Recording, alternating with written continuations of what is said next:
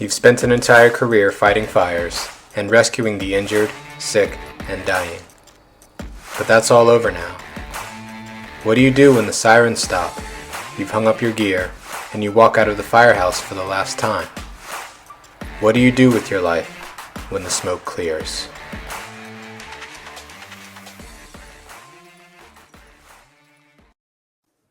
Welcome back to When the Smoke Clears podcast. I'm Tony Ben Cosby. I'm here with Russell Miles. Our guest today is a gentleman that did 20 years working for Montgomery County Fire Rescue Services, retired as a captain, came through the ranks, a local kid, done good, went to high school in Montgomery County, did several jobs in Montgomery County up and down the county ranks, was a lead instructor at the academy for PT for several classes. Without further ado, let me introduce to you Pedro Meneses. Pedro, welcome, brother. What's up, fellas? What's up, man? It's good to be on here. I'm excited. Glad to have you, man. Very glad to have you. Thank you for making time for us. I appreciate you guys inviting me, man, for sure. So I'm happy. Yes, sir. Yes, sir. I know you're a busy man. You got a lot going on, and we're going to get into all of that. But first, we're going to start at the very beginning. So tell us a little bit about yourself, where you were born, where you grew up, all that. Man, all right. Well, I'll give you the synopsis, right? Like, I was born in Nicaragua. Was born there during like the war era that happened in Nicaragua. If you guys, are not aware of that, there was definitely a war. Came here in 85, 86 to LA. Got smuggled in the station wagon as with the ID of one of my cousins. I have a very brief, memory of that. Just thinking I was scared or whatever. But I grew up in LA, went to elementary school out there, started junior high out there, and in LA, what they said about LA back in the day was the truth. It was a lot of trouble. I got myself involved into some trouble out there as a kid. I mean, you think about it now, man. I'm thinking about it now. I'm like, I was 13, 14 years old. You know what I mean? And you look at a 13, 14-year-old now and you think that's a kid. But I thought I was a grown, a grown person out there. You know what I mean? Got myself into some trouble. My mom, sister, half sister lived, and she still lives out here in Maryland. My aunt. She said, "I'm gonna send you out to Maryland," and I'm like, "What the hell is Maryland?" I wasn't very geographically inclined to find out what the heck Maryland was, but she's like, "It's near DC." I was like, "Okay, DC." I was like, "I'm not going out there. I'm LA, through and through." Anyways, I got a couple of phone calls that at the time was very scary, threatening my life and stuff like that. And I went back to my mom and I said, "Where is this Maryland thing again?" I'll go out and see my aunt. So I came out for a summer of '93. I fell in love with this area. I mean, look, I came out to Glenmont, and I'm thinking I'm out in the middle of the woods, right? I mean, we all know where Glenmont is, and I'm thinking I'm out in the middle of the woods. I've never experienced that. I lived in, LA, man. It's a concrete jungle. You know what I mean? And it was really nice out here. So I told my parents, I said, I think I want to stay out here. And they obliged and they packed their stuff up, man, and moved out here, man. So I ended up going to Kennedy High School. Went to Kennedy High School, ninth grade. Obviously, I graduated from there. But in high school, man, I became a father. I became a father at the age of 17 with my girlfriend at the time, who became my wife in high school, which was weird, right? So you got married? Yeah. You got married in high school? Mm-hmm. Got married in high Wow. school, man. All right. Yup. Went to the courthouse. We had a little reception at our apartment, with a few family members or whatever, and some cake or whatever, and that was it, man. So we were married. We went through 10th grade, 11th grade, and 12th grade as a married couple. Wow. Which was What was that like, going through high school married, As a married and couple. with the kid? Man, what I thought at the time to what I think about now, at the time it was just like I'm with my girlfriend, basically. You know what I mean? This is my girlfriend. Even though she's walking around with a big old belly, you know what I mean? And then when my son was born, he ended up going to Kennedy High School's daycare. So it was just it felt weird in the sense that we were parents, but it wasn't anything totally out of the ordinary because I mean, again, Glenmont at the time and Kennedy was a lot of Latinos, right? So it wasn't Yeah. like we were the only ones that were doing this, but we definitely a lot of things changed, right? Like I was in high school, I was in a gang.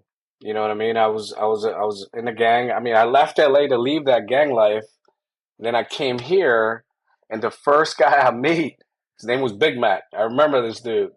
I said he was like, "Hey, where you from?" I said, "I'm from LA." He was like, "Bet, I know where you gonna come." I'm like, I need to introduce you to some people. And the first guy I met, I joined the gang. That was Real, all I knew. real quick, Pedro. Just to Yeah, give yeah, yeah. some background on all the information Mm-hmm. you gave. Kensington. For the people that don't know Montgomery County very well, Montgomery County, Maryland. Montgomery County is right outside of DC, and Kensington Yep. from the DC line is about 20 minutes straight Mm-hmm. line. But so it's not that far from DC. Right. Nonetheless, it had the trappings, even though it was more of a bedroom community, trappings of any other area. I mean, if there's trouble to be found, you can find it. Oh, you can find it for sure. No, you can find it for sure if you're looking for it. But it Mm-hmm. wasn't a, I wouldn't say it was a troubled neighborhood. People would say it's a pretty good neighborhood actually.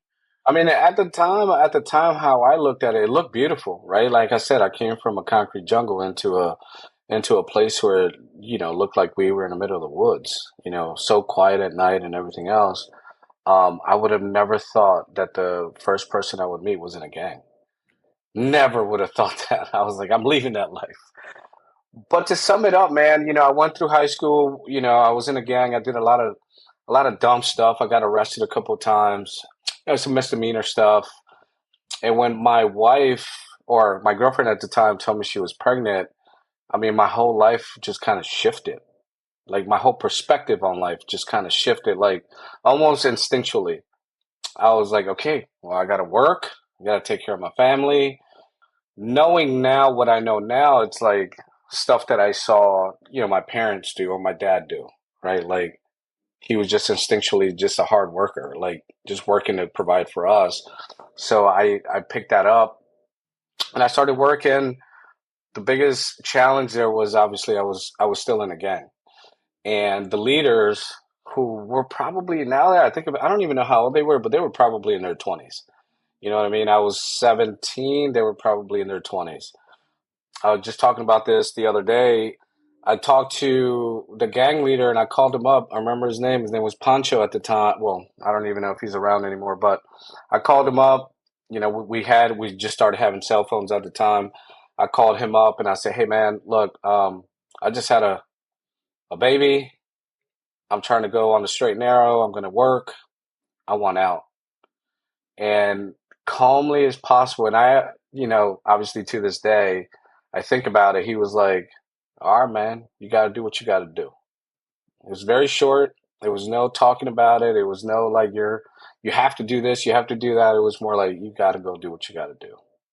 And I did. I worked in a grocery store for a while. Ended up graduating. I failed 10th grade year, so I ended up going to night school, middle school. I mean, night school, weekends, summer school. Right? Like I wanted to make up and graduate with my wife, which I made up a whole year doing that, and I ended up graduating with my wife.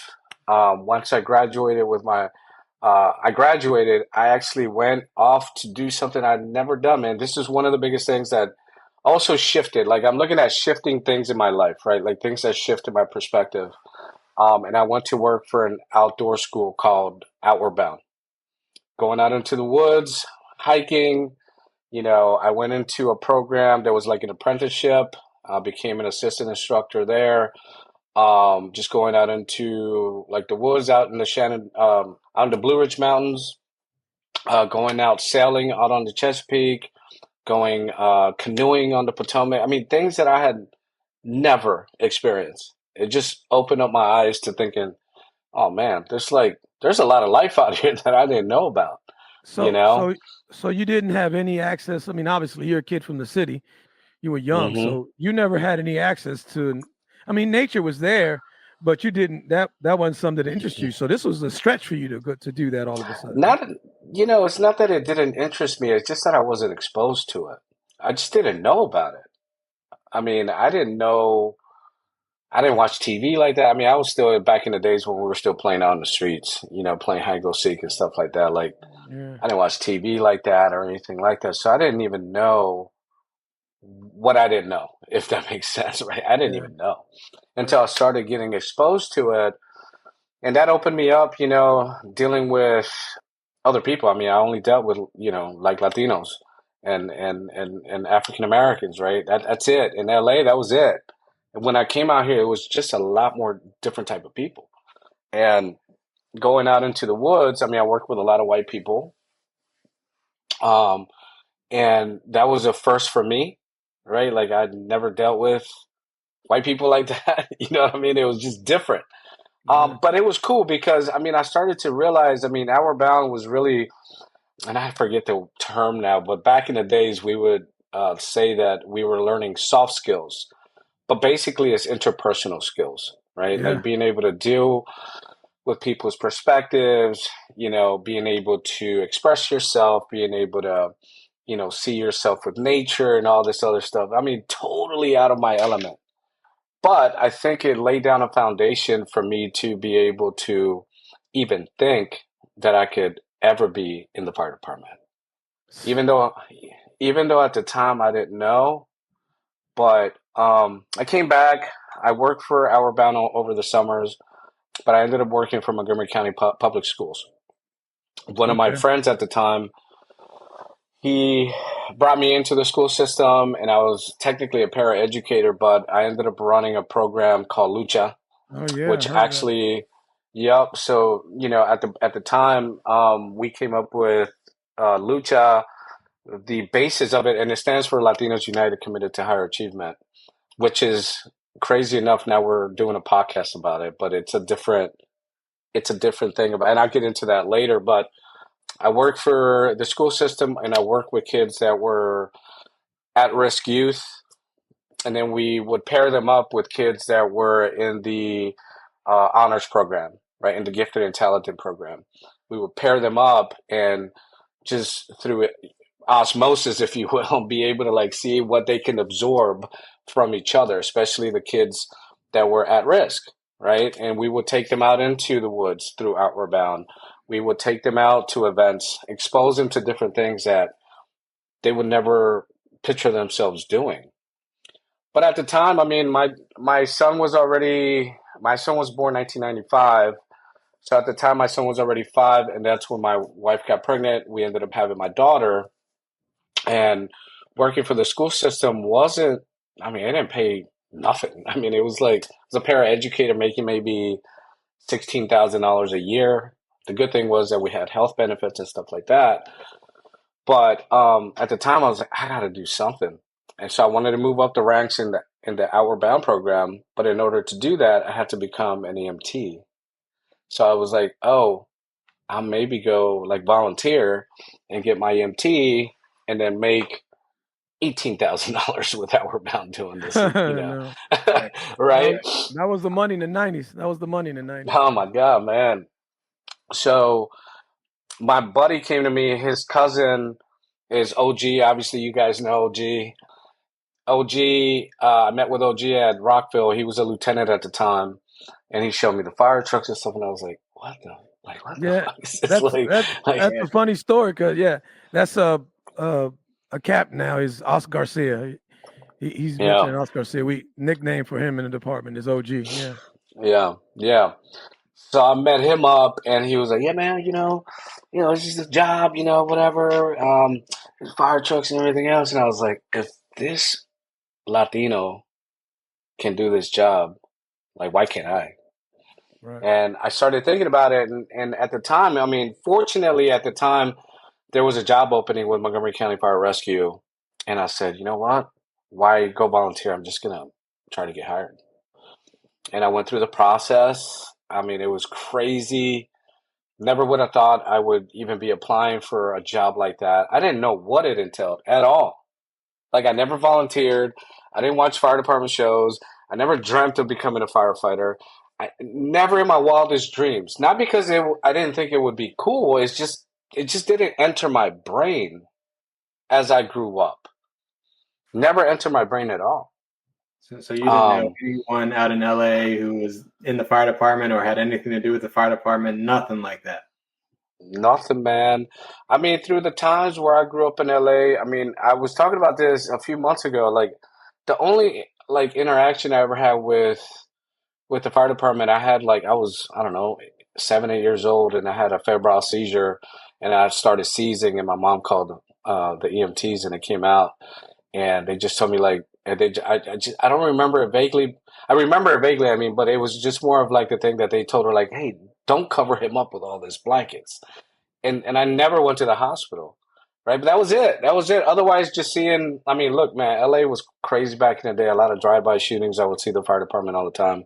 You know what I mean? Like seeing them go to work, but it was nothing ever like. I mean, EMS was never really my thing at all. So, I mean, but I respect it, right? I mean, it's life-saving stuff, but I never looked at it that way. I was just like, well, whatever. They're just workers out here. So I never saw myself as becoming a firefighter at all. But when I went through the process, man, going through CPAT, training, and being able to go through the whole process, I was like, man, this is real. Like, I could potentially be making $28,000 a year. You know what I mean? Like, I didn't know what that entailed, right? I was like, wow, I'm going to make $28,000 a year, and my kids are going to be good. All these dreams are going to become true. You know what I mean? Like, that's what I was looking at, to be honest with you. And looking back at it, you know, and we'll talk a little bit more about like being in the fire department, but looking back and going like, I hear people going, man, this person just took this job, you know, for the money. I was like, yeah, that was me. Like, I took the job for the money, for sure, right? Because I didn't know what I was getting myself into. But ultimately, obviously, going through the academy in the beginning, I fell in love. I fell in love. Like, in the academy, specifically in the fire stuff, I was like, I'm in love. Like, I love this job. I don't even know what it is, but I love it. You know what I mean? You were So, eager to learn. You're eager to learn something big new. time, big time. Yeah. No, motivation was there. Definitely, it's incredible. Where do you go for your rookie time? Where do you get assigned first? Oh, man. You know, and I hated it where I went first. Where'd And you I'll go start first? off with that. I went to 40. I went to Station 40 in Olney. The captain there was really cool at the time, Bob Vittori. I don't know if you guys remember Bob Vittori. He was also he used to work for NIST as well. He Yeah, was an I know who it engineer, is. bro. Like, Yeah. I was like, man, like this man is an engineer, but he's a captain in the fire service, and he was so calm and cool, right? Like, I was like, this was cool. But at the time, there was a shift or whatever. Now that I mean, afterwards I learned what happened, but they ended up putting another captain there, and it was the worst experience. Like the latter part of my rookie year, it was Yeah. just terrible. And that person really put a bad taste in my mouth on what the fire department was, because he was, I mean, I'm just gonna say, he sounded like a very prejudiced type person. Hmm. Um, and I had never really experienced that type of stuff because I didn't deal with white people, right? Like, but this guy, you know, like it was a total night and day from what my captain was in the beginning to who he was. And as a matter of fact, and I'll tell you this story, like this was like what ingrained it in my head. I was probably towards the end of my rookie time.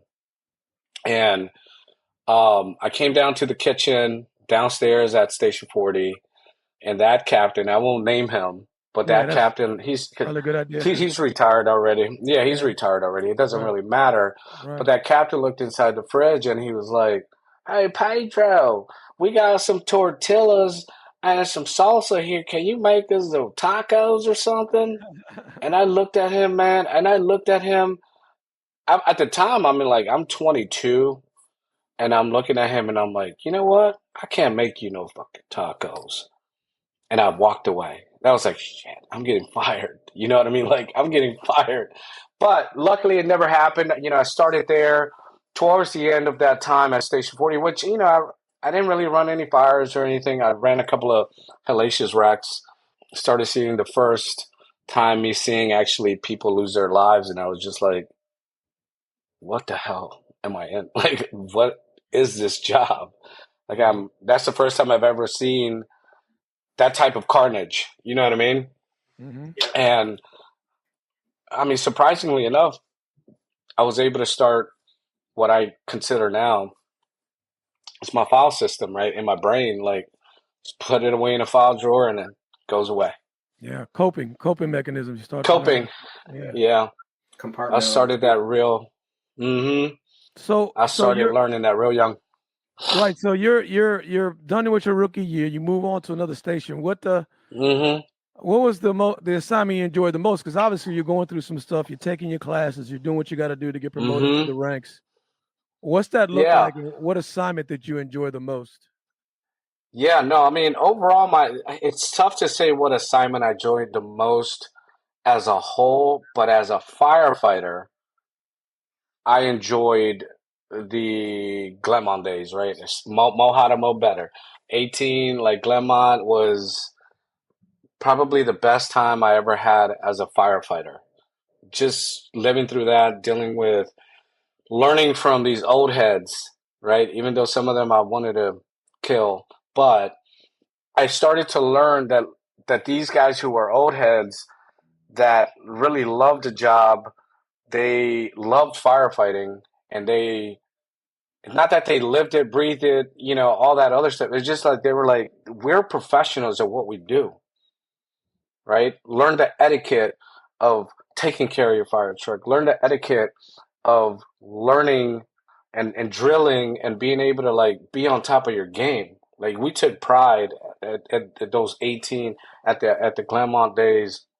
Now it's not so kosher, but being able to beat 25 in and being able to beat 5 in and be able to beat anybody in, not because it was an egotistical thing overall, but it was like we want to go do the job.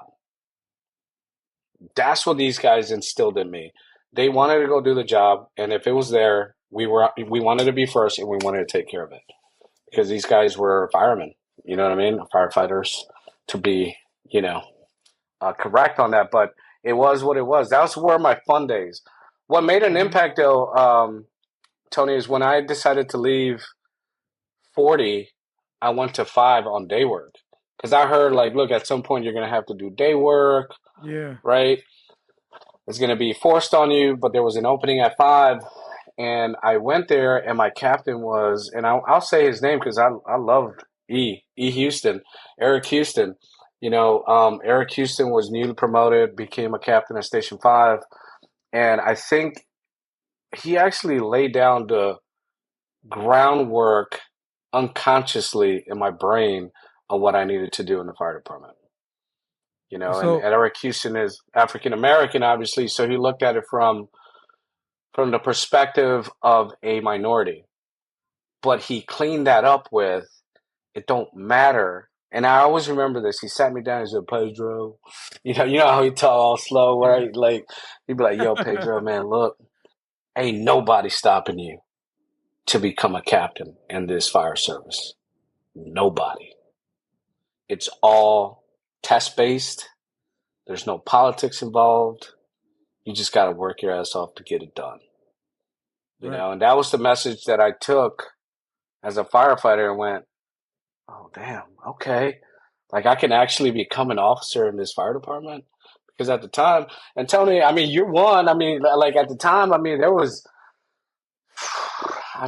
probably a handful of guys that were officers as, Right. Yes. in the fire department. This was 2002, 2003.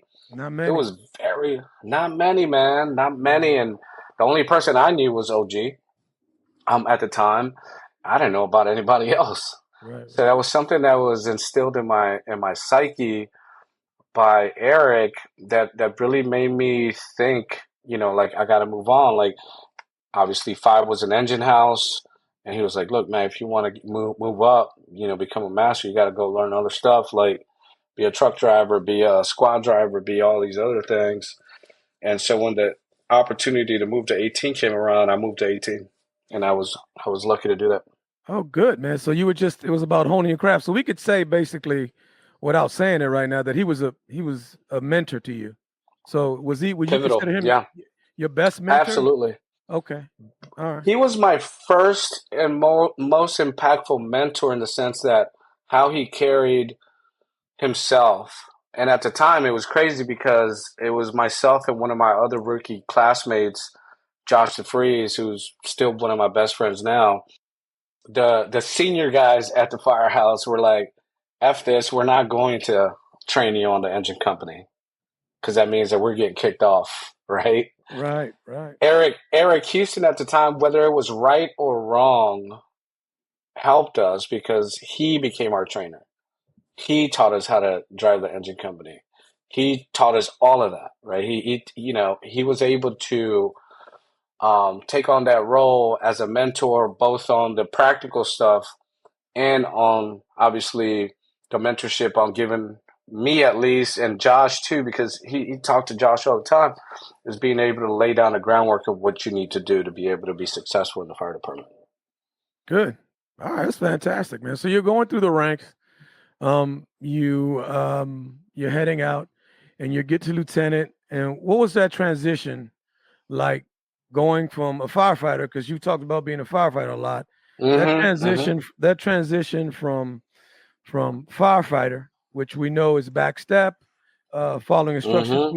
We do in this county, in this department, we do train our Yeah. folks a lot, so they do work somewhat independently. However, making all decisions changes the game. Everyone has the answers until they're Yeah. sitting in their front seat, right?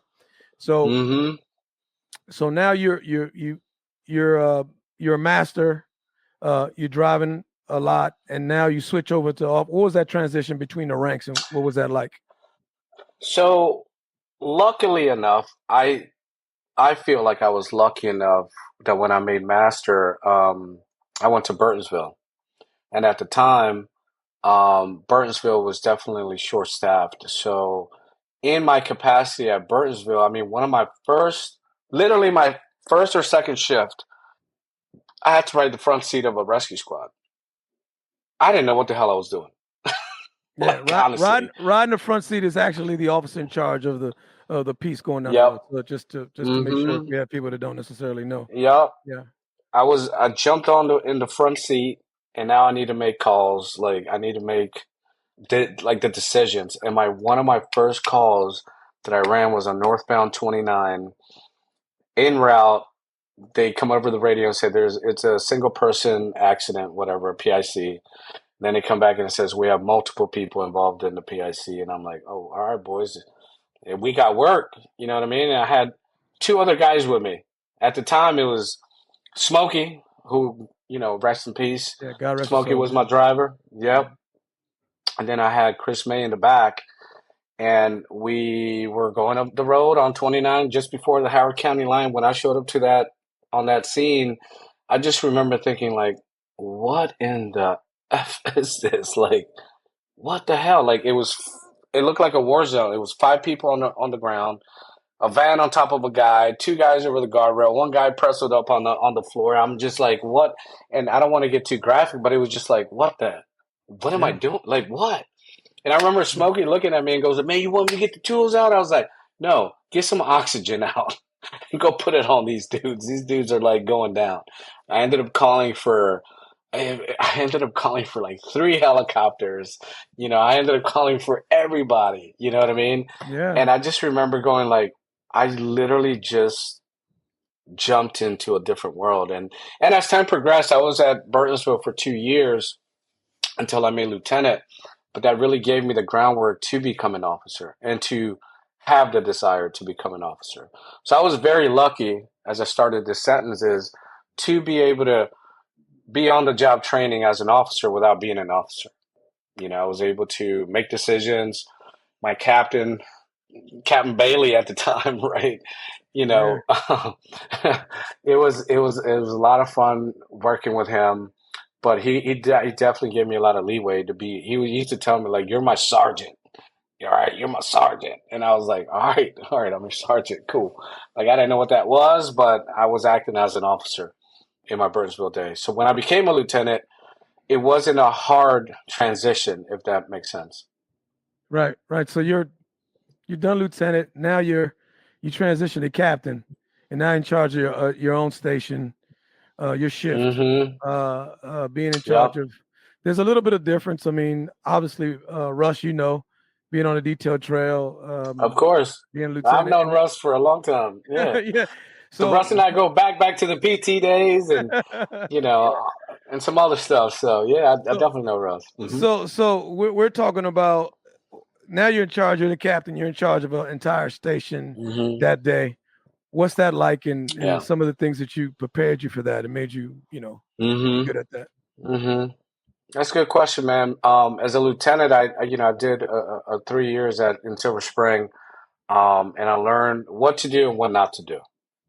So when I became a captain, I had the option to go on the float pool, which means obviously like you go around the whole county, be a substitute teacher, or go to a specific station. And that specific station was Glen Echo. Nobody wanted that, so luckily I got it. And I say luckily because it gave me the ability to run a shift, kind of hone my craft in how I communicate with the men and women in on my shift. So I made that decision consciously. It wasn't like I could have gone on the float pool, but I was like, I want to go to Glen Echo to run a shift. So one of my first things that I did, I had written out my like expectations. You know how they tell you like, okay, man, write down your expectations, walk in there, tell them what it is, and then you just enforce it. So I wrote down my expectations and I gave them all a copy on our first lineup day. And one, the master firefighter on the ship was Wayne Patula. Great guy, loved the guy, right? But he basically looked at it and turned it over, and he was like, "Whatever, another young officer coming in here trying to buck." But how I ended that first lineup conversation was like, "Hey, these are my expectations. Whatever, if you need anything, you let me know. Blah blah blah. But I'm gonna let you know right now. As soon as I get a chance, I'm going back to Burtonsville. I'm going back to like the first battalion." Okay, and they looked at me kind of like, "What the hell?" Yeah. But it did give me the opportunity to kind of bring my own flair to things. We trained every day, just like I was used to doing, at 18 in Burnsville. Like we trained every day. We had lineup, we PT'd, we trained. And the guys ended up, I don't want to say falling in line, but I guess I got bought in. Like they bought in Yeah. to the idea. They got, they bought into the idea to say, like, we are still in the fire department out here. Like we are, even Mhm. though they weren't the busiest company in Montgomery County. I mean, and we ran some fires, like so they Yeah. were at the time. It was some resistance, but then they bought in, and I really had a great time at Glen Echo in those 2 years that I was there. And the biggest bought in was Wayne Patula, which he was already almost retired. He had like maybe a year left. And like my strategy with him was like, I walked in, I said, Wayne, you ain't gotta do nothing. Just drive me to where I need to be and pump me that water. That's all I need. You don't need to train with us. You don't need to do nothing. And we would every day we would go out there and train, throwing ladders, flipping tires, like Yeah. PT and all this stuff. You know, he'd come up there and be like, "Hey, what are you guys doing out here?" I was just throwing ladders, Wayne. He was like, "Oh yeah, I used to throw ladders back in my day. Let me show you." And he'd go Yeah. out there and throw ladders and stuff, flip tires and do all this. I was like, man, that was awesome. I loved seeing that because even though the man had maybe, I think at the time he probably had about 33 years on the job, he was acting like he would have maybe as a firefighter. So I had a really great time in short at Glen Echo. Okay. So you're a captain. Now looking back sometimes, what is something Mm-hmm. that the general public often misunderstands about the fire department, you think? Man, I think there's a couple of angles that we could go on that, right? One is obviously they don't like the simplicity of it, like the practicality of it. Like they don't understand why there's dozens of fire trucks on a call. Or when somebody's they don't understand where there's four, two fire trucks, two ambulances on it and stuff like that. They don't understand that. That's the simplicity of it, right? The practicality of it. What I think, most importantly, what I think the public does not understand about the fire department is how much, and I don't want to sound like a victim because I never did and I never will, but it's more of like what kind of stuff we have to go through. I don't think they have full comprehension on our coping mechanisms, on what we do. And I say public, but sometimes even our families, because like even with our families, I never really felt like to explaining all of that. You know Yeah. what I mean? Yeah. So it was, I think that's one of the most important things to be able to understand is why we have these coping mechanism and how do we deal with it. And it's not just for the public to be able to go out there and publicize that, but it's more about like just understanding, kind of like, and I don't want to compare ourselves to the military, but we do go through a longer time of maybe low or high impact things. And it builds a lot, and I think that's probably one of the most things that the public don't understand besides the practicality of what we do, why we do, right? Right. Like breaking walls, because I'm gonna tell you, don't call a fire department if you don't want me to break up your house, right? Otherwise, you're because that's all we do. We don't It's always rage do rooms. that. It's rage rooms. Yeah, no, we don't No, always that's do calm down. You got that. now we're professionals, obviously, so we do it, Yeah. strategically. But it's a joke that I Yeah, tell people, you know what I mean. But I absolutely. mean, overall, I think it's the repercussions of what we do in this fire service that the public may not understand. Do they need to understand? That's another question. I'm just saying they just don't understand. Right. Along those lines, like you said, we deal with a lot of things in the fire department that are very heavy, serious things. And we see a lot of tragedy. We see a lot of suffering. Mm-hmm. And that takes a Mhm. toll on us, seeing that constantly. Mm-hmm. So, did you have any mental health struggles while you were in the fire department, especially when you were in your officer years? And how did you deal with them if you had any? That's a great question, Russ. I mean, I didn't really think about it while I was living it. It was more going back to the rudimentary, my file drawer system that I just tuck things away, which is a coping mechanism for me to just not think about it. But I think going back now, I mean, I've been retired now for almost 3 years, and going back and going like, man, there's a lot of stuff that I haven't unpacked, and I don't even know if I want to unpack it. I think what happens is unconsciously we go through a lot of frustration. It puts a lot of pressure on us, and me specifically. It did put a lot of pressure on me unconsciously because I wasn't thinking about it consciously, and it put a lot of strain specifically when I left the fire department. And I don't know if we'll get into this, but I'll just say it briefly. Like I was married for almost 28 years. I thought I was going to be with this person forever, but at the end of the day, I think all that strain for such a long time that I didn't know was an issue was just too much, right? And Right. and I'm no longer with that person, and I've accepted it now, and I see it for what it is, but I'm like, damn, like maybe I should have dealt with some of this stuff when I was younger. Maybe I should have dealt with, some of these things. And I cannot, and I will tell you this honestly, I cannot correlate one instance that I saw that made me feel, bad. I think I'm not at that point, and I'm not going to get too deep in it because I really don't understand is PTSD. Maybe I have, maybe I don't. I don't know. I don't think of it that way.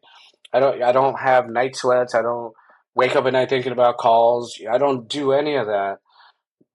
But I can tell you because I live in Montgomery County, anywhere that I go in Montgomery County, I could see a dead body somewhere. You know what I mean? Like it'll come right back. Like I don't see it vividly. I just go like, oh, I remember I ran this car where this guy got T-boned over here. I remember this car where this kid wrapped a tree. I remember this car, blah, blah, blah, blah, blah. Like, I remember these things, and they're coming more and more and more now than they ever did. Right. It's And a I've been cumulative. retired for 3 years already.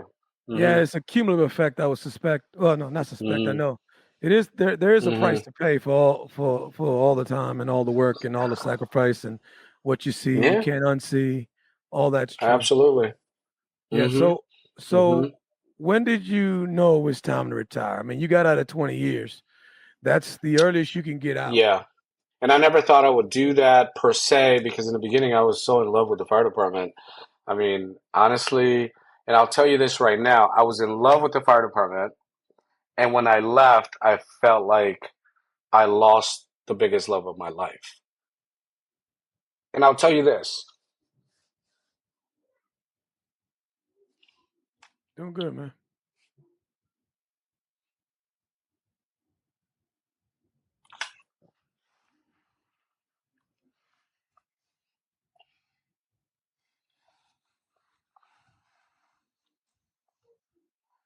They were having technical difficulties over here. No, we're good. We're good, Pedro. Go ahead. Speak Yeah, your mind. Speak yeah, your mind, brother. I think my mic got muted. No, Um, you're so good, brother. I think 3 years before I retired, I had a significant incident. I had a stroke, after a fire, and I thought it was whatever. I didn't even know what it was, but I found out that I had, a hole in my heart, and they went in there and repaired it and everything else. But I had already been thinking about retirement because, 20 years for me was like, okay, I can stick, and I had like guys in my ear, at least not in my ear like at the time, but it was like, like Rosie Butler, man. I remember Rosie Butler would always be like, man, Pedro, man, look, man, they're gonna pay you 50% to just stay home. Why you gonna keep coming to work? And I'd be like, because I love my job. Like I Yeah, love it. Like I yeah. mean, there's other possibilities, right? You can go work overtime, you can do all this other stuff, but then I started to realize that it was a honeypot. It was like, oh, you could stay 2 more years, you get 2.5%. You stay 2 more years, whatever, you get 2.5%. You're like, oh, wow, wow, wow. But then I started to break it down and like money wise and everything else. But more importantly, it was like, I want to live my life with my children. I want to live my life with my wife. I like had this vision of like, you know, I became a realtor back in 2005, and it was always like a part-time thing, right? But as it progressed and I started doing business with it and everything, I started to look at it like a business. And this was back in 2017 when I made a decision. I was like, okay, I no longer want to be at the firehouse for 48 hours. I no longer want to do that overtime bit. Like, I want to be able to start building a bridge to be able to retire, a bridge to be able to have another life in a career, right? So that's when that started with a significant incident. And then I started to look at life like as a whole. You know what I mean? As a whole, I started to look at life as a whole. And I was like, you know what?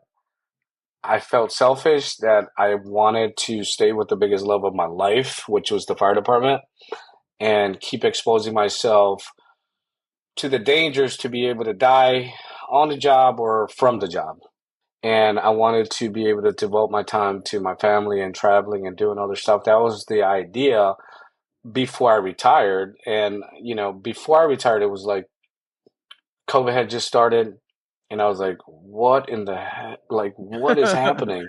Yeah, yeah. The whole What is world was going. happening going into everybody, like going into these calls with like hazmat, but and I know you all are hazmat, but I'm not hazmat. Like, what am I doing? Like face mask, all this other stuff, and I was like, this is crazy. Yeah. And I had gotten hurt. I had gotten hurt on a fire a month or two before I got taken off the floor. I had an issue with my knee, whatever. So I was out. I was going to get surgery. And then I think at that moment, I was like, COVID, this, that. I added all these things up. And I was like, you know what? Can I retire? They're like, yup. I was like, all right, I'm making a bold move right now because I felt like at the time I was still like at the height of my career. Like Hmm. I could have gone the route to become a battalion chief, or I could have stayed at Burtonsville, and been the captain there for a while because I loved it. I loved being in the front seat, going to fires and stuff like that. But I felt selfish, man. Like I was taking that time away from my family and everything else. So I made the decision to retire, and then COVID really put a damper on everybody's life plan, right? Like it really did, Yeah, that so. sped up the Yeah. thought process for you. It's just saying it sped it up a little bit. Mm-hmm. Yeah. Yeah. Big time. Yeah. It sounded Yeah, like man. It did. that whole mixture of a whole bunch of life things, COVID, your Mm-hmm. health, the real estate, the desire to spend more time with your loved ones after this. Yeah, that it all Mm-hmm. kind of came together to make that decision to pull the trigger. Yeah. Oh, it was a lot of, obviously now that I look at it, and I've gone through some therapy and I don't know if that's gonna be a question or not, but it was. Gone through some therapy and everything else, just kind of looking at all my life events that I didn't really think of them as these life events, but they're like you had like one after the other after the other after the other after the other, and they're looking at me kind of like, how are you still here? Like, Yeah. where's your mindset? You know what I mean? Like, so I'm like, well, I don't know. I never really looked at it that way. How we do as firefighters, like you come up with something, an obstacle, you overcome it. Obstacle, you overcome it. Obstacle, you overcome it. There's always Hmm. a plan A, B, C, D, E, F, G. So you make the decision to retire, and so you didn't really have like a last shift or like a formal leading up to your retirement. It just, like you said, you were all for No, a disability, and then you made no. a decision. Mm-hmm. Yeah, yeah. Just looking back, I'm like, what the hell did I do? I was just like, whatever. I didn't, it kind of sank in. Somebody told me this in the fire department, and I've heard it a couple times, but I forgot who told me. They were like, did they have a party when you came into the fire department? And I was like, No. no. Then why are they going to have a party when you leaving? Get the fuck out of here. Like, go. Just Right. make your exit. You know what I mean? Just make your exit, bro. And unconsciously, I think that's kind of how I looked at it. I was like, I don't need anything. And my boys called me, from Burnsville. They were like, Cap, you want, us to send out a message and everything else and do like, and I was like, nope, I just want you guys there. And they're like, bet. And we had like a little small get together in Baltimore. They presented me with a plaque, which was awesome. I loved it, and that was a wrap. You know what I mean? I was like, all right, I'm out. And to be honest with you, for almost 2 years, I could not walk back into a firehouse. I couldn't Mm. because I would get very emotional. I would be like, why? Why did you do this? Why? Why? I'd question myself so much. Like, did you make the right decision? Especially after all the other life events that happened, and like it was just like, what the hell did you do? So yeah, so it was it was definitely a point where I was just reflecting on like, why did I do this? After the 2 years happened, I started to go back into the firehouses, talk to a couple of guys. I've been in contact with you guys kind of like sporadically, but I was honestly trying to avoid it. Yeah. I didn't want any contact. I don't want any contact. I didn't want to see a fire truck. I didn't want to walk into a firehouse. If I heard them going down the road, when somebody's wailing that siren for like up to the peak, I'm like, all right, they're going on a box alarm, I think, so I would listen to it. I would like go chase it or something, but I was like, no, I got to get away. Like, it was such it was weird, man. Like, I never thought I would experience it, like, I just felt like I made the wrong decision. But I've gotten over that now. I've gotten over it now. I've moved past it. Just like any type of relationship, any big loss in life, you have to grieve it. You go through your emotions and everything else. And even though it still hits a little bit. Obviously it hit, me during that technical difficulty a little bit, but it's more along the lines of like being able to accept it and be able to move on and have some sort of connection to it, which is ironically, this is connection to it, like being able to talk to you guys who are still on the job and talk about what's happening, while on the job or off the job, which is, I think it's very commendable for you guys to be able to do this. I think it Yeah, could definitely, it helps. Absolutely. yeah. It's these stories that you're telling that are important, because especially in your situation where you left like on your own terms, but way before you thought you were going to leave. And like you said, there was a lot of emotion, I think, underneath the surface that manifested itself. Like you said, for 2 years, you couldn't even walk into a firehouse. No, nope, I could not. Yeah, it almost, Specifically, I was just like, nope.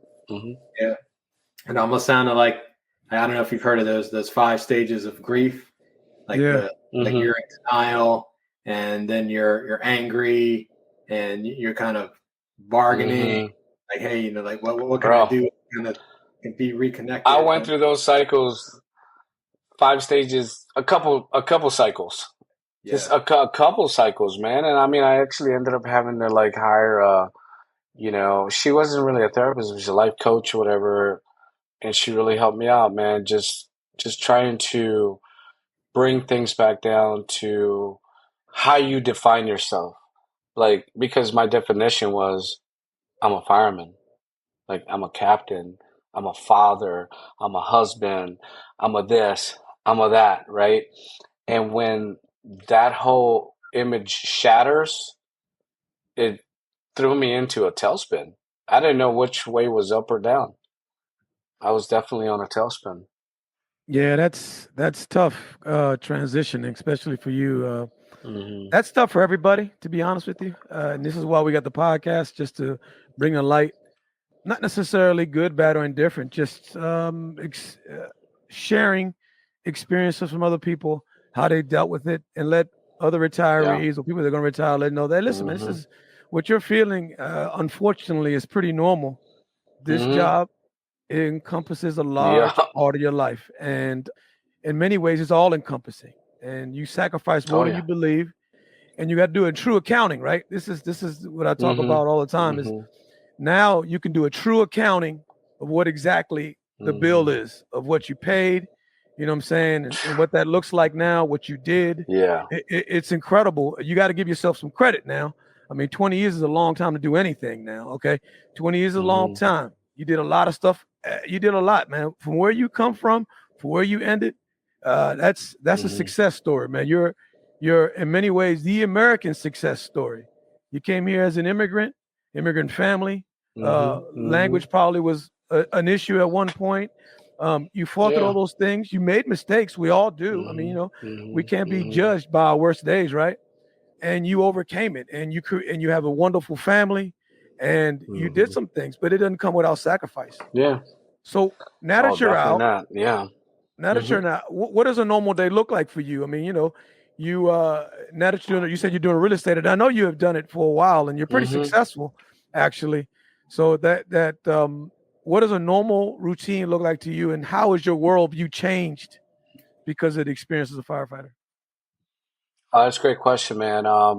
I think the initial impact of me leaving the fire department meant that I have no more structure.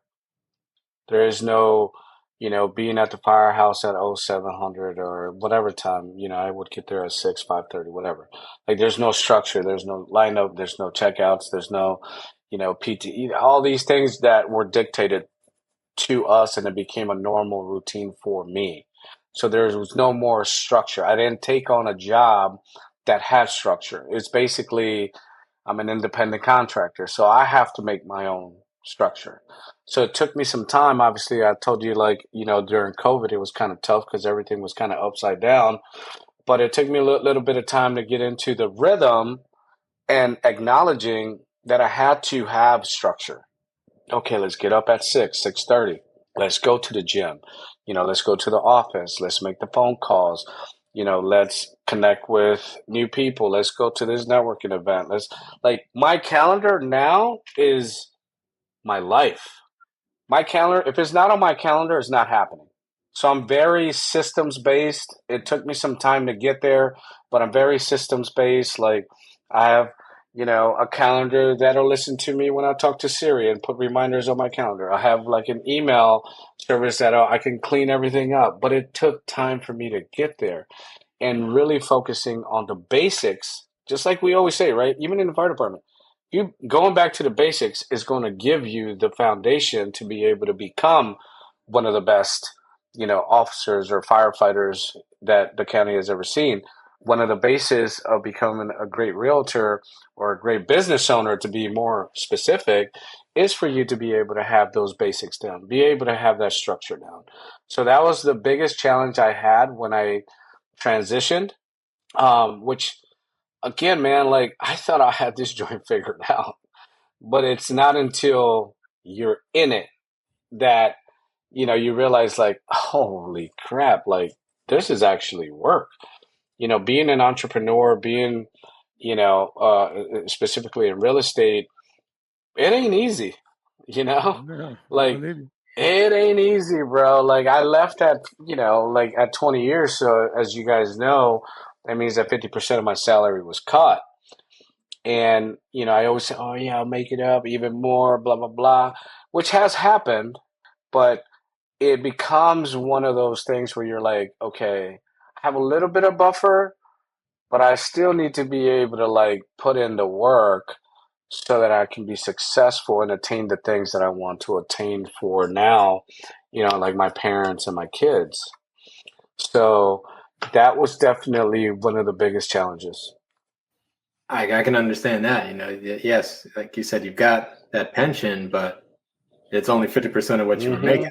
Yeah, you have to supplement Mm-hmm. that with some real work. So And then some of that goes to alimony and all that. So it's like, oh, damn. Like, not saying that she don't deserve it, but damn, come on. right. Like That's for a different podcast. That's for a different that's for a podcast. different podcast. Yeah, that's for a different one. But either way, not coming from a point where I'm like, like I know some realtors that are like really great hustlers because they have their back up against the wall. I don't feel like I have my back up against the wall, but I have to look at it that way so that I can be successful to the level that I want. And honestly, just to make this worth it, like, why would I have left the best job in the world to do something else? So it's almost kind of like I'm, in essence, just trying to validate it. So now that you've had some time to reflect on your career and you're a few years into your post fire department life, what would you say to young firefighters who are listening to this now? What advice would you give them? Man, it's great you asked that question. Like, I was at a brewery a few months ago, and we ended up. I mean, I talked to whoever. I'm always trying to network. So I ended up talking to this guy. His son is in the process of becoming a firefighter here in Montgomery County. Okay. And he was like, "Hey, do you mind if my son talks to you?" I was like, "Absolutely." And he, I ended up talking to him. So this is exactly what I told him. I say, "Hey, look, you're about to embark on probably one of the, if not the best job in the world. So you're very fortunate, first of all, right? You may not see that now, but hopefully you'll get to learn that that is what you're going through. The second thing is, I'm going to keep it old school. It's like, you have two ears and one mouth. So use your ears more than you do your mouth. Listen, absorb. I would tell young firefighters, even when I was, as an officer, even as a firefighter, I'd be like, look, you have to be, and this is another saying we use, right? You got to be a sponge, right? Absorb as much as you can. When you're asked for your opinion, then you may speak, but otherwise just listen and know what's good and bad. You're going to know. If it's a feeling in your stomach that you're thinking somebody's telling you something bad, it's bad. If it's something good, it's good. So be able to listen to, like the guys who've been on the job for a while, or somebody that gives something relevant for you to be able to absorb. Then the other thing that I tell them, I was like, do not echo anybody else's opinion. If you're going to speak, you better have a different perspective on that opinion or something new. Otherwise, nobody wants to hear you. Nobody wants to hear somebody else echoing like a parrot. Like, no. And obviously all the other simple stuff, right? Stay PT ready. This is a job that requires you to be at your tip top shape. So put that as a forefront of what you do. Stay healthy. If you need to cope with anything, don't be afraid to talk to somebody. Maybe a peer, maybe a therapist, maybe a life coach, maybe whoever that is willing to listen so that you're able to like at least start to learn how to process those emotions. Because if you don't, unconsciously, it's going to lay down that, undertow and you won't know how strong it is until it takes you. Right. So, I mean, that's essentially what I told the kid, and I've told like the firefighters that have come under me, it's be able to move up, like move up through the ranks. And if you feel like you're comfortable somewhere, make yourself uncomfortable in another part of your life. The fire department is not your only thing. If you're comfortable being a firefighter for 20, 30 years, that's fine. But make yourself uncomfortable somewhere else, right? Become a business owner or do something else or do whatever it is. Stay uncomfortable. Everybody wants to be comfortable. Yeah. Stay Nothing. uncomfortable. You're gonna Yeah. keep growing. Right. Nothing grows in the comfort zone, right? Like, Mm-mm. so you say that, and in your opinion, what would you say to a firefighter that's getting retired now? He's at the end now. He's getting ready to be where you're at. Mm-hmm. What would you say to a firefighter that's getting retired with like 2 or 3 years to go? If you think you're ready, you're not. Like you're never gonna be ready for what's gonna happen to you. But what you need to be ready to do is be able to, from the practicality of being able to have structure, being able to give yourself structure to whatever it is that you're gonna do. Don't avoid those feelings of or suppress the feelings of like emotion. It's gonna happen. You're gonna be emotional. It's okay. Who you cry in front of is totally up to you, but you're going to, right? If you love, and I'll preface it with this: if you love this job, that's what's gonna happen. If you didn't, that's another story. But we're gonna just talk about the guys that love this job. You have to have that structure. Be able to talk to people when you feel this overwhelming feeling. Don't be afraid to be emotional. And obviously, within the 2 to 3 years, I always say you got to build that bridge. So, whatever it is that you're going to be transitioning to, start working on it now. Start working on it now because 3 years is going to come real fast. I started working on it 5 years before that. And it still was like, oh, damn, I'm here. Okay, now what? Right? So, Yeah. so start working on building that bridge because even if it is that you're doing 33 years or 35 years, if you're going to go work at a golf range, well, start talking to them now. If you're going to go, if you're going to just rest, I mean, that's up to you. You can take a year off, whatever, but you got to figure something out. Otherwise, your mind is going to just go berserk. Start laying that groundwork now. Lay that groundwork, man. Build that bridge. So now that you're well into post-retirement and you've been able to establish some real estate success for yourself, and you're looking at your children, like they've grown up, and you're getting to spend some good time with them and time with the other family. When you wake up and you look in the mirror now, how do you feel about the guy looking back at you? Whew, man, We ask everybody that question, that's a so tough.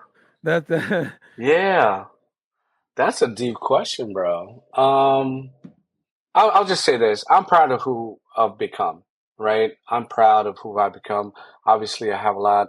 I had a lot of regrets. I have a lot of remorse on things, but being able to talk to people that care about me and they tell me exactly like what I've become or like how I've gotten there, like it's starting to sink in. Like you said, like, oh, I'm spending time with my kids and everything else. Bro, I, for the longest time, didn't think I spent time with my kids. I was gone 2/3 of their life because I was working so much overtime.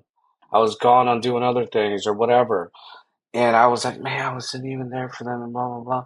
Not until I started looking at like pictures and I was like, wait a minute. wait, I was there? I was there. Like, I was carrying my daughter on the beach. I was teaching her how to play softball. I was teaching my son how to play baseball. I was doing all these things. But it was so much in my mind that when I looked in the mirror, I was like, man, you weren't there for your kids. Like, you weren't there for like your wife. You weren't there for anybody. But once I started to realize that, now I can accept and be proud that I was there and say, like, you know what? Okay, maybe I was a little too hard on myself, but I was there. I'm proud of who I become. Do I still need growth? Absolutely. Am I still learning? Absolutely. Am I still, do I still need to work on things on myself? Absolutely. But am I more aware now? 100%. I'm a whole lot more aware now of everything that I've gone through in my life to lead me to this point that I go, all right, bro, now you're aware. You're not ignorant anymore. Like, you're aware. Now you got to do something about it. Yeah. That's great. I'm glad that you've everybody comes to that a good landing space, a good space in their head where they can move forward. And I tell people all the time that this is just the fire department was a chapter in your book of life, and just a large chapter. But the book isn't written yet. It's not done being written. So not done yet. you're Hopefully, retired. we're still midway through or somewhere around there. Absolutely. Hopefully. No. I believe there's a lot to come for you, brother. There's a lot to come. I want to thank you again for taking time, and your story is compelling. You guys, yeah. Your story is compelling, and I'm sure a lot of people will get some information from it and help them cope with whatever they're dealing with. Yeah. I appreciate that, Tony and Russ. You guys are awesome, man. This is great. I'm so happy that you guys are doing this. Yeah, man. No problem. Glad to have you on, and thank you for sharing your story with us. And we got one last question for you. So, all right, shoot. When we were working, we had a responsibility to the citizens of the county. And we had a responsibility to be ready and to serve them however they needed to be served. So now that you're retired, what is the responsibility that you have to yourself? You guys go deep again. So I think here's what I'll say. I think the responsibility to myself is kind of like what I just said before. It's to stay aware and fix the things that I need to fix, right? Because there's nobody out here that I'm technically protecting anymore other than my family and now my granddaughter who's 9 months old. Like, it's crazy. Like, that's where my attention goes to. But I have to look at it just like I did when I was working in the fire department. Stay physically ready, stay mentally ready, being able to stay as healthy as I can, because obviously we have a lot of things that go against us, right, as firefighters. So that's probably my biggest, I guess, responsibility, if you will, who I need to stay ready for is my family. That's fantastic, man.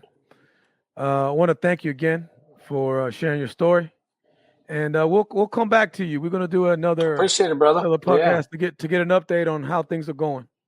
Awesome, man. And if I can help out in any way, I will, brother. So let me know. Now, if people want to get in touch with you or they want to find you somewhere, where can they find you or get in touch with you? Yeah, absolutely. So I'm on Instagram as Pedro Meneses Jr. Facebook, same thing, Pedro Meneses Jr. And I'm also with our team is Monarch at Compass. Obviously, I started trying to do this last year, man, but I kind of I didn't even want to get into all of that, right? But, now I'm like, I want to get back into the fire department and just talk to the fellas and, any way that I can help out in any capacity, not just real estate, just in any capacity, because this is ironically, like I said, it's the best thing that you guys are. It's awesome that you guys are doing this, man. I don't know of anybody else doing this, so it's important. So yeah, that's where you can find me. Okay. Awesome. Yeah. Pedro, thank you so much, man, for being on. We Thanks, really fellas. Talking to us. All right, guys. Brother. Enjoy the rest of your weekend. All right. See ya. Thanks for listening to the When the Smoke Clears podcast. If you want to get in touch with us, you can find us on Instagram at When the Smoke Clears podcast, or you can email us at whenthesmokeclears8@gmail.com. That's when the smoke clears and the number 8 at gmail.com.